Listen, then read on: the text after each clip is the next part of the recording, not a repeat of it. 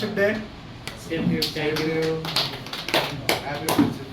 నిన్న మన విజయ్ ఉన్నాడు కదా, తను ఏమన్నాడు, ప్రోగ్రామ్ పెట్టుకుంటున్నాము ఫ్రెండ్షిప్ డే సందర్భంగా స్పీచ్ ఇవ్వాలరా అన్నాడు. అంటే సరేలే అన్నాను. ఇప్పుడు స్పీచ్ ఇవ్వాలంటే ప్రిపేర్ అవ్వాలి కదా, సడన్గా ఏం తట్టలే, ఎట్లా స్టార్ట్ చేద్దాం అబ్బా అని. అంటే మా పిల్లలు చదువుకునే స్కూల్లో ఒక బోర్డు పైన క్వశ్చన్ చూశాను.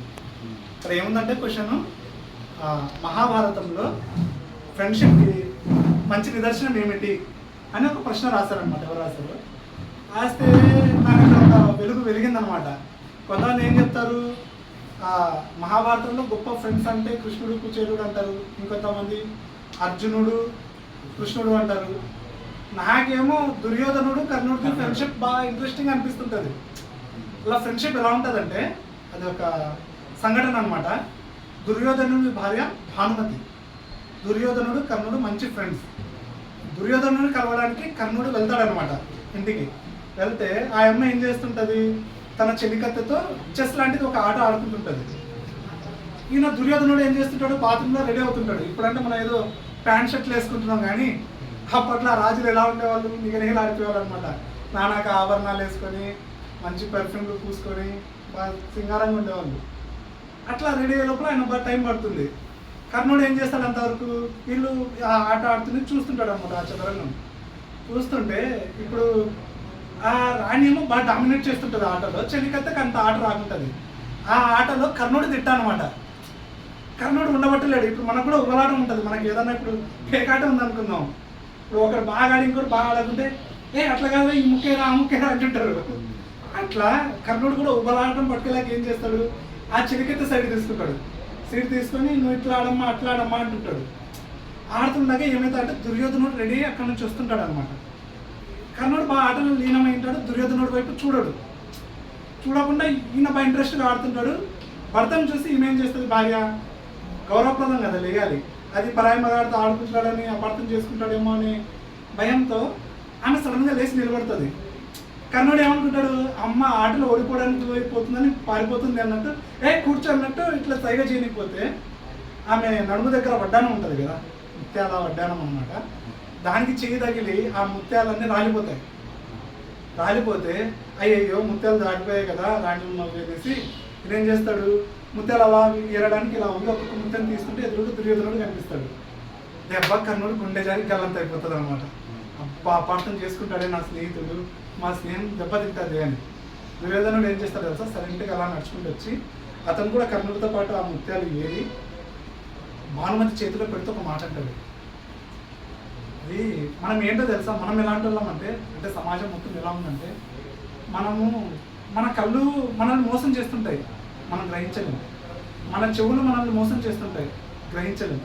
ఒక ఫ్రెండ్ గురించి మనకి ఎవడన్నా చెడుగా చెప్తే ఈజీగా నమ్మేస్తుంటాం. ఎందుకంటే మనం ఫ్రెండ్స్ని జస్ట్ ఒక ఏదో ఫ్రెండ్ అనుకుంటున్నాం, మనం వాళ్ళ హృదయాన్ని గ్రహించట్లేదు. కానీ దుర్యోధనుడు కర్ణుడి స్నేహం ఎలాంటిదంటే, వాళ్ళు దుర్యోధనుడికి కర్ణుడి హృదయం తెలుసు అనమాట. అతనికి ఎలాంటి వాడు, అతని క్యారెక్టర్ ఏంటి అర్థం చేసుకుంటాడు. ఆ ముత్యాలన్నీ ఏరి భానుమతి చేతులు అలా వేస్తే ఒక మాట అంటాడు, భానుమతి నా స్నేహితుడు ఉద్దేశపూర్వకం ఆడుతున్నప్పుడు ఏదో పొరపాటున అతను చెయ్యి తగిలి ఆ ముత్యాలు రాలే, కానీ ఉద్దేశపూర్వకంగా అతను చేయలేదు.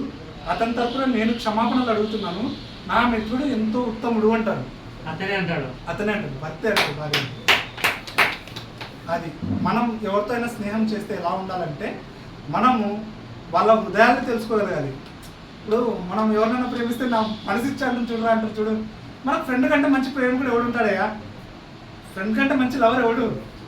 అది అలా మనం ఒకరి హృదయాలను ఒకరిని ఇచ్చిపుచ్చుకోవాలి. సరే బాగుంది, ఈరోజు ఫ్రెండ్షిప్ డే. అసలు ఈ స్నేహం అంటే ఏంటి, ఫ్రెండ్షిప్ అంటే ఏంటి, స్నేహితుడు అంటే ఎవడు? స్నేహితుడు అంటే ఆ పదంలోనే ఉంది హితం అని. హితం కోరేవాడే స్నేహితుడు.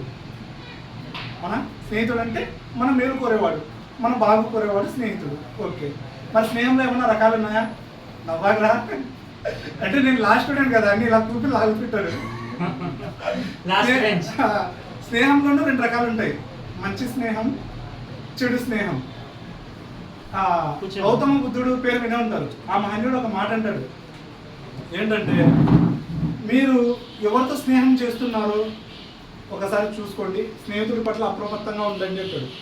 ఎందుకంటే వేదంలో దేవుడు మనకు మాట నేర్పిస్తాడు. ఏమని నేర్పిస్తాడో తెలుసా? అంటే ఒక ప్రార్థన అనమాట.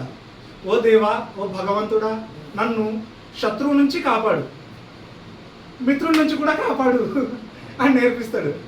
శత్రువు నుంచి కాపాడు అంటే రీజన్ ఉంది, ఆడు మనకి ఎప్పుడైనా అపాయం తలపెడతాడు. మరి మిత్రుల నుంచి కాపాడడం ఏంటి? ఏమేముంటుంది దీనికి లాజిక్? ఏమిటంటే మనం హిస్టరీని అలా చూసుకుంటే నిజానికి కొన్ని సందర్భాల్లో తెలివైన శత్రువు కన్నా తెలివి తప్ప మిత్రుడు, తెలివైన శత్రువు కన్నా జిత్తులమారి మిత్రుడు ఎంతో ప్రమాదకరంగా నిలుస్తారు.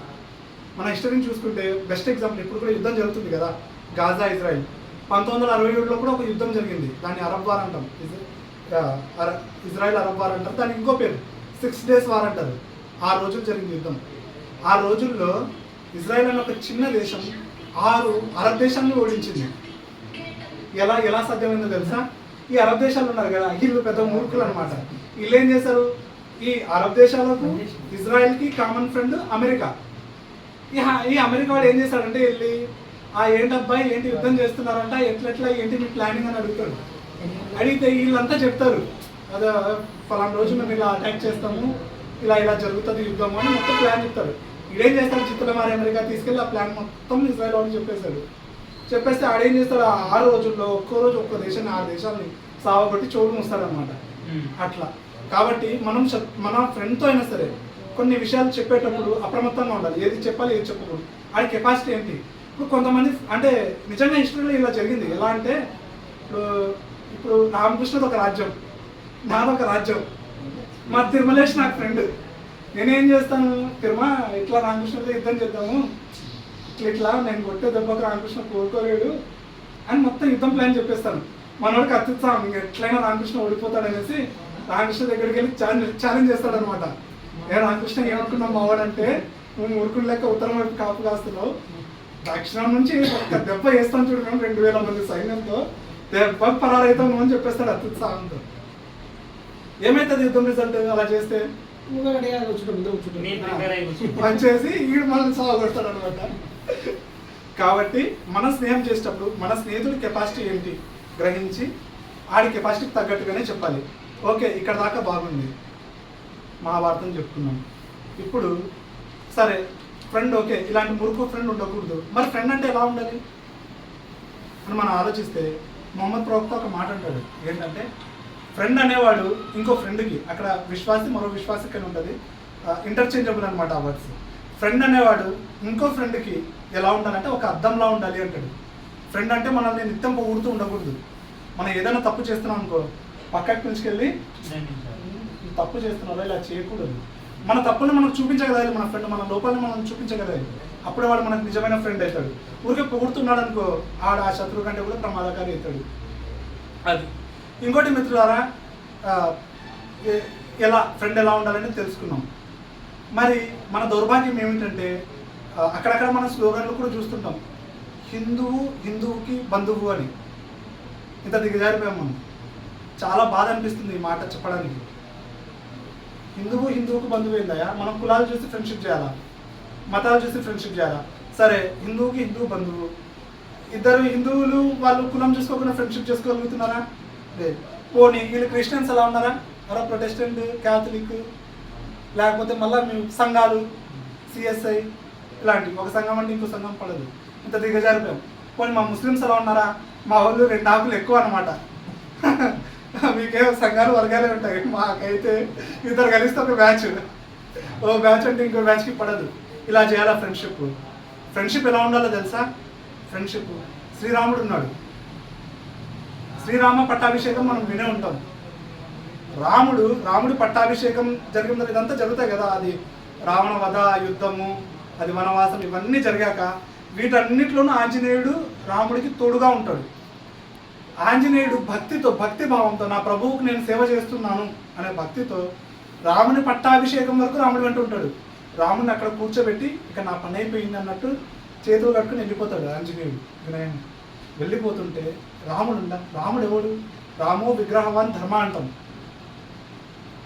అంత గొప్ప రాముడిని పురుషోత్తముడు అంటాం.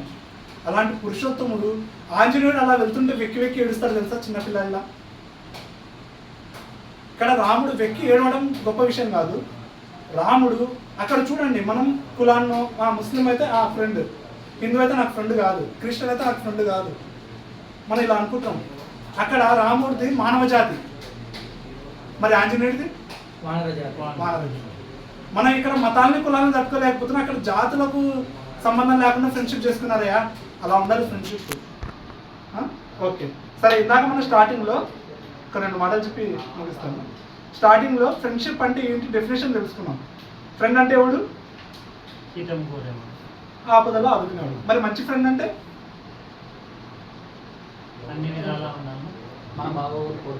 ఎప్పుడైనా సరే మనకు అవసరం పడ్డప్పుడు ఆదుకునేవాడు, వాడి చేతులను సాయం చేసుకుంటున్నాడు. మరి ఉత్తమమైన ఫ్రెండ్ అంటే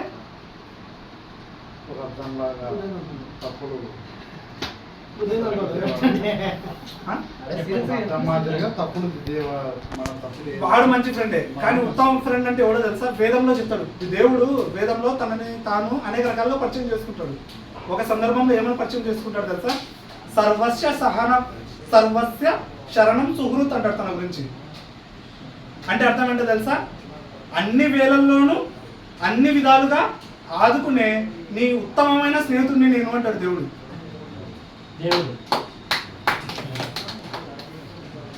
సర్వస్య శరణం సుహృత్ అంటే అన్ని వేళల్లోనూ అన్ని ఆపదల్లోనూ అన్ని విధాలుగా ఆదుకునే ఉత్తమమైన స్నేహితుడు అంటే దేవుడు మనకి. మరి అలాంటి దేవుడు ఉన్నాడు కదా, నేను స్నేహితుడిని అని ఆయన కూడా చెప్పుకుంటున్నాడు. మరి మన స్నేహం ఉద్దేశం ఏమై ఉండాలి? ఫ్రెండ్షిప్ యొక్క ఉద్దేశం ఏమై ఉండాలి? ఏముంది? సింపుల్. ఆ ఉత్తమ స్నేహితుడిని మనం ఇంప్రెస్ చేసుకోగలగాలి, వాడి ప్రసన్నత కోసం మనం మంచి పనులు చేయాలి. యువనేత్ర కూడా దానికోసం ఏర్పడిందే. మనము విశ్వ మానవులం. యువనేత్ర సభ్యులం ఎవరైతే ఉన్నామో మనం దేవుడి దేవల్ల నారో మైండెడ్ కాదు. అసలు విశ్వం అంటే ఏంది? విశ్వానికి డెఫినేషన్ ఏంటో తెలుసా? సువిశాలం ఇదం విశ్వం అని సంస్కృతం యొక్క శ్లోకం. అంటే విశ్వం అంటేనే సువిశాలమైనది. మరి ఇలాంటి విశ్వంలో ఉండడానికి మనకు అర్హత ఉండాలి కదా. మనం కూడా విశ్వ మానవులు అవ్వగలగాలి. మనలో తారతమ్యాలు ఉండకూడదు. కులాన్ని చూసి మతాన్ని చూసి స్నేహం చేయకూడదు, మన వర్గాన్ని చూసి సాయం చేయకూడదు. ఎవరికి అవసరం వచ్చిందా యువనేతలు అక్కడ ఉండాలి, ఎవరికి అవసరం పడిందా నేనున్నానని మనం భుజం ఇవ్వాలి. అది అలాంటి స్నేహం మనం చేసి చూపించాలి.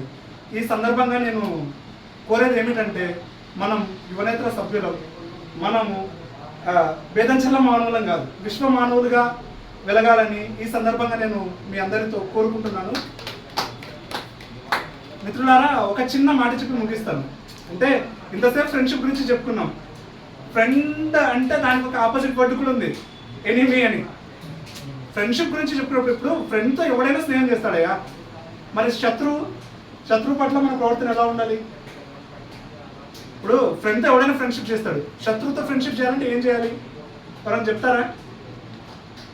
అపకారికి అపకారం చేయడంలో వింత ఏమీ లేదు, అపకారికి కూడా ఉపకారం చేసి వాడే ధన్యుడు. సూపర్. రామకృష్ణ చెప్పిన మాటనే ఖురాన్లో అల్లా ఇంకోలా చెప్పాడు.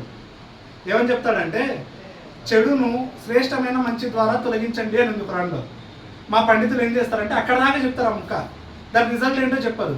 ఖురాన్లో ఎలా ఉంటుందంటే, చెడును శ్రేష్టమైన మంచి ద్వారా తొలగించండి, తద్వారా మీ బద్ధశత్రువు సైతం మీకు మిత్రుడు అయిపోతాడు అంటాడు అల్లా. అది కాబట్టి మిత్రులారా, మనము స్నేహితులతోనే కాదు మన శత్రువుల్ని కూడా మన స్నేహితులుగా మార్చుకోగలగాలి. వాళ్ళు మన ఫ్రెండ్స్ ఎప్పుడు అవుతారంటే, మనము వారిలో ఉండే చెడుని మనం తొలగించగలగాలి, వాళ్ళ అవసరాన్ని మన రామకృష్ణ చెప్పినట్టు మనం ఆదుకోగలగాలి. అప్పుడు అసలు శత్రువు అనేవాడే ఉండడు, ప్రపంచం మొత్తం స్నేహమయం అయిపోతుంది. ఈ ప్రపంచాన్ని మనం స్నేహమయ ప్రపంచంగా తీర్చిదిద్దాలని ఈరోజు మనం ఒక ప్రతిజ్ఞ పూని ఇక్కడ నుంచి వెళ్ళాలి. మిత్రులారా, ఇది నా ప్రసంగం యొక్క సారాంశము. నాకు ఈ అవకాశం ఇచ్చిన మీరందరికీ, నా మాటలు విన్న మీ అందరికీ మనస్ఫూర్తిగా కృతజ్ఞతలు చెప్పుకుంటూ నా ప్రసంగాన్ని ముగిస్తున్నాను.